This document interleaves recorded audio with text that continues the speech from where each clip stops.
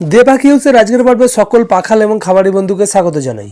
আমাদের কাছে থাকা বাজডিগর লাভবার্ড ককটেল পাখি মাঝে মধ্যেই অসুস্থ হয়। সেই পাখিকে আমরা ট্রিটমেন্ট দিই, কিন্তু ট্রিটমেন্ট দেওয়ার পরে তো পাখি কিন্তু সার্ভাইভ করে না, মারা যায়। বেশিরভাগ ক্ষেত্রেই এটা হয়। এর পিছনে কি কারণ রয়েছে, কেনই বা পাখিদেরকে ট্রিটমেন্ট দেওয়ার পরেও পাখি মারা যায়, আজকে আপনাদের সঙ্গে সেই নিয়ে বিস্তারিত আলোচনা থাকবে।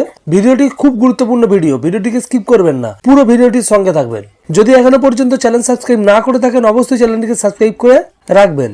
আমাদের কাছে থাকা বাজরিগর বা লাভবার্ড পাখি মাঝে মধ্যেই অসুস্থ হয়, এমনকি পাখি খাওয়া দাওয়া ছেড়ে দেয়। পাখিকে আমরা হ্যান্ড ফিড দিই, তার সঙ্গে মেডিসিন দিয়ে ট্রিটমেন্ট করি, কিন্তু বেশিরভাগ পাখিকেই আমরা সার্ভাইভ করাতে পারি না, পাখিগুলো মারা যায়। পাখিগুলো সার্ভাইভ না করা, ট্রিটমেন্ট দেওয়ার পরেও পাখিগুলো মারা যাওয়ার সব থেকে বড় যে কারণটি, সেটা হচ্ছে আমরা পাখির রোগ শনাক্ত করতে অনেক দেরি করি। ফলে কি হয়, পাখিগুলো প্রচণ্ডভাবে দুর্বল হয়ে পড়ে। পাখিদেরকে মেডিসিন দিয়ে ট্রিটমেন্ট করার পরেও পাখিরা সার্ভাইভ না করে মারা যায়। তো এই ক্ষেত্রে করণীয় আমাদের কি? এই ক্ষেত্রে করণীয় যে জিনিসটি, সেটা হচ্ছে পাখির সেটআপেতে বা খামারেতে বা কলোনিতে দিনের মধ্যে নির্দিষ্ট একটা টাইম দেওয়া। পাখির সেটআপেতে যদি আপনি একটা নির্দিষ্ট সময় দিতে পারেন, তাহলে আপনারা পাখি অসুস্থ হওয়ার শুরুতেই আপনারা শনাক্ত করতে পারবেন এবং ট্রিটমেন্ট দিতে পারবেন।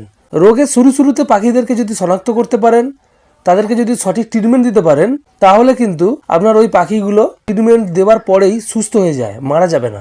পাখি মৃত্যুর হার আপনার সেটআপে কমে যাবে। এমন কিছু কিছু লক্ষণ রয়েছে, সেই লক্ষণগুলোর ওপরেই বেস করে পাখিদের রোগ শনাক্ত করতে হয়, রোগ নির্ধারণ করতে হয়। সেই লক্ষণগুলো পরপর আপনাদের সামনে তুলে ধরবো, যাতে আপনাদের পরবর্তী সময় সুবিধা হয় এবং আপনারা আপনাদের পাখিগুলোকে সহজে সার্ভাইভ করাতে পারেন, বাঁচাতে পারেন। প্রথম যে জিনিসটি আপনাদেরকে গভীরভাবে লক্ষ্য রাখতে হবে, যে আপনার পাখি ঠিকঠাক খাবার খাচ্ছে কিনা। হঠাৎ করে দেখেন আপনার পাখিগুলো খাবার কম খাচ্ছে বা একেবারেই খাচ্ছে না, তাহলে কোনো না কোনো সমস্যা হয়েছে, সেটা আপনাদেরকে ধরে নিতে হবে এবং অন্বেষণ করতে হবে আর কি কি লক্ষণ ওই পাখিটির মধ্যে রয়েছে, তবেই আপনারা রোগ শনাক্ত করতে পারবেন। 2 নাম্বার, পাখি খাওয়া দাওয়া ছেড়ে দিয়েছে, তার সঙ্গে সঙ্গে পাখিদের অ্যাক্টিভিটি কমে গেছে, গা ফুলিয়ে বসে আছে, তাহলে আপনারা 100% ধরে নেবেন আপনার ওই পাখির ঠান্ডা লেগেছে। আপনাদেরকে ঠান্ডা লাগার ট্রিটমেন্ট করতে হবে। যদি হোমিওপ্যাথি ওষুধ দিয়ে ঠান্ডা লাগার ট্রিটমেন্ট করেন, আপনারা রাস্টার ইউজ করবেন। যদি আপনারা অ্যালোপ্যাথি ওষুধ দিয়ে ট্রিটমেন্ট করতে চান, আপনারা আইবিজিসি প্লাস ইউজ করতে পারেন। আর না হলে আপনারা মক্স 500 ক্যাপসুল আছে, ওটা ইউজ করতে পারেন। পাখিদের ঠান্ডা লাগার ক্ষেত্রে এই সমস্ত ওষুধগুলো খুব ভালো কাজ করে। 3 নম্বর যেটা, পাখি গা ফুলিয়ে বসে আছে, তার সঙ্গে সঙ্গে পাখির একটা চোখ ফুলে আছে, পাখির চোখ দিয়ে জল পড়ছে, পাখি একটা চোখ বন্ধ করে আছে, এই ধরনের পরিস্থিতি যদি হয়, তাহলে ধরে নেবেন আপনার ওই পাখিটির ঠান্ডা লাগার সঙ্গে সঙ্গে আই ইনফেকশন হয়েছে। তখন আপনাদেরকে ঠান্ডা লাগার মেডিসিনের সঙ্গে একটা আই ড্রপ আলাদাভাবে ইউজ করতে হবে। কি আই ড্রপ ইউজ করবেন? ভিপ্লক্স আই ড্রপ ইউজ করবেন, খুব কম দামে পাওয়া যায়। 4 নম্বর যে জিনিসটি, সেটা হচ্ছে আপনার পাখি গা ফুলিয়ে বসে আছে, পাখির চোখ ফুলে নেই, চোখ দিয়ে জল পড়ছে না, কিন্তু পাখির ভেন্ট এরিয়ায় পায়খানা লেগে আছে, ভেন্ট এরিয়া ভিজা, তাহলে 100% ধরে নেবেন আপনার ওই পাখিটির লুজ মোশন বা ডায়রিয়া হয়েছে। সঙ্গে সঙ্গে আপনাকে ট্রিটমেন্ট দিতে হবে, কারণ অনেকদিন ধরে যদি ডায়রিয়া পাখির শরীরে থাকে বা যে কোনো রোগ পাখির শরীরে থাকে, পাখি আস্তে আস্তে খাওয়া দাওয়া কমিয়ে দেবে, পাখি হালকা হয়ে যাবে, পাখি সিরাটান হবে এবং পাখিরা মারা যাবে। এই ক্ষেত্রে যদি পাখির ডায়রিয়া হয়, দেখেন এই ক্ষেত্রে আপনারা যে মেডিসিনটি ইউজ করবেন, সেটা হচ্ছে O2 অথবা নরমেট্রোজিল সাসপেনশন, খুব ভালো কাজ করে।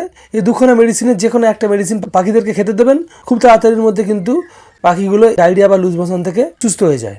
এরপরে যেটা, আপনার পাখির নাকের চারপাশের পালকগুলো যদি ভিজা থাকে, বেশিরভাগ সময় দেখছেন আপনার পাখির নাকের চারপাশের পালকগুলো ভিজা আছে, বিশেষ করে লাভবার্ড পাখির ক্ষেত্রে, কারণ লাভবার্ড পাখির নাকের চারপাশে পালক থাকে। যদি ভিজে থাকে, তাহলে ধরে নেবেন ওই পাখিটির অল্প হলেও ঠান্ডা লেগেছে, সঙ্গে সঙ্গে ট্রিটমেন্ট শুরু করবেন। লাভবার্ড পাখি হচ্ছে এমন একখানা পাখি, রোগের শুরুতে পাখি কিন্তু অ্যাক্টিভ থাকে। যখন একেবারে রোগ ভারী মাত্রায় পাখির শরীরকে বশ করে নেয়, তখন কিন্তু লাভবার্ড পাখি ইনঅ্যাক্টিভ হয়ে যায়, চুপচাপ বসে থাকে। তারপরে পাখিদেরকে ট্রিটমেন্ট দিয়ে সার্ভাইভ করানো কিন্তু বেশিরভাগ সময় কিন্তু সম্ভব হয় না। তো অবশ্যই যেটা করবেন, পাখির নাকের চারপাশের পালকগুলো যদি ভিজে থাকে, সঙ্গে সঙ্গে সেই পাখিটিকে আলাদা করে দিয়ে ট্রিটমেন্ট শুরু করবেন, ঠান্ডা লাগার ট্রিটমেন্ট দেবেন, খুব তাড়াতাড়ির মধ্যে পাখিগুলো রিকভারি করে যাবে। শেষের যে লক্ষণটি, সেটা যদি লক্ষ্য করেন পাখির মধ্যে, এই অ্যাক্টিভিটি যদি লক্ষ্য করেন, তাহলে সঙ্গে সঙ্গে সেই পাখিটিকে ট্রিটমেন্ট আপনাকে থেকে শুরু করতে হবে, নাহলে আপনার পাখিটি 100% এক্সপায়ার করবে।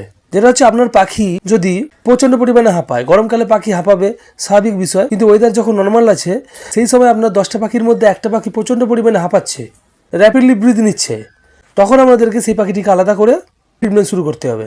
সেই পাখিটিকে আলাদা করে আপনারা কি ট্রিটমেন্ট দেবেন? সেই পাখিটিকে আলাদা করে আপনারা এজিম্যাক্স 200 এই সাসপেন্সি এটা ইউজ করতে পারেন, না হলে ক্লাভামবিট এই মেডিসিনটি ইউজ করতে পারেন, আর না হলে আপনারা লিবোসিস এম এর সঙ্গে মক্স 500 এই দুখানা মেডিসিনকে একসঙ্গে পাখিদেরকে ইউজ করতে পারেন, খুব ভালো রেজাল্ট পাওয়া যায়।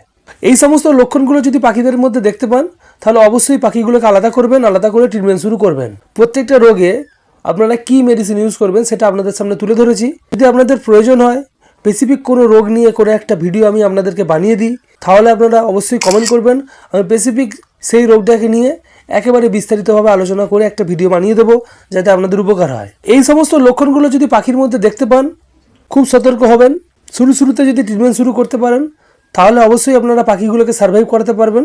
যত দেরি করবেন পাখিরা খাওয়া দাওয়া ছেড়ে দেবে, পাখিরা হালকা হয়ে যাবে, সিনে টানে আক্রান্ত হবে। তারপরে আপনি যত ভালো মেডিসিন ইউজ করুন না কেন, পাখিগুলো সার্ভাইভ করবে না, মারা যাবে। বেশিরভাগ ক্ষেত্রে যেটা হয়ে যায়, পাখির রোগ অনেক দিনে পুরনো হয়ে যায়, ফলে কি হয় পাখিরা অনেকটা হালকা হয়ে যায়, পাখিদের লিভারের কন্ডিশন ভালো থাকে না, পাখিদের ডাইজেশন খারাপ হয়ে যায়।